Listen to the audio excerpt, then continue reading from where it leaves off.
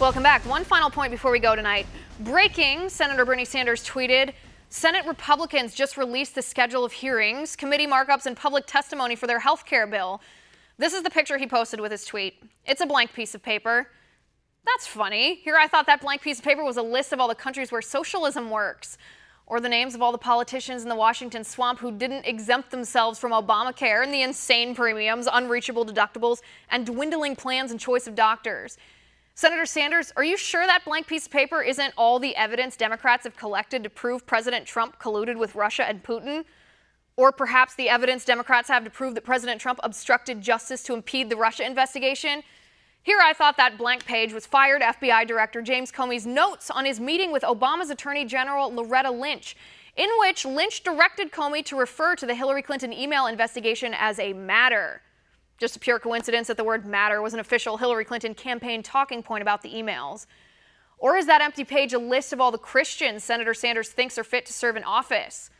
Or perhaps the check Senator Sanders wrote to the IRS to share his $1 million salary in 3 houses with people who didn't work, to pay his fair share into redistributing the wealth. Here I thought that blank paper was a list of countries where single-payer, government-run health care didn't result in rationing and poor quality of care.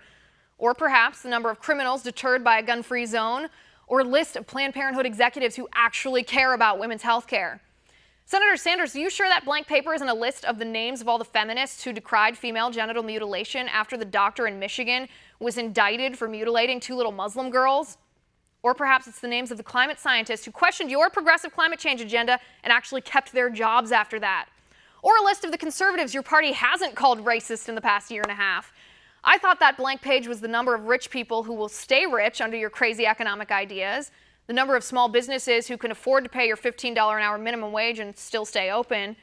Or perhaps, Senator Sanders, that blank piece of paper is a list of everything you've accomplished in your 18 years in Congress.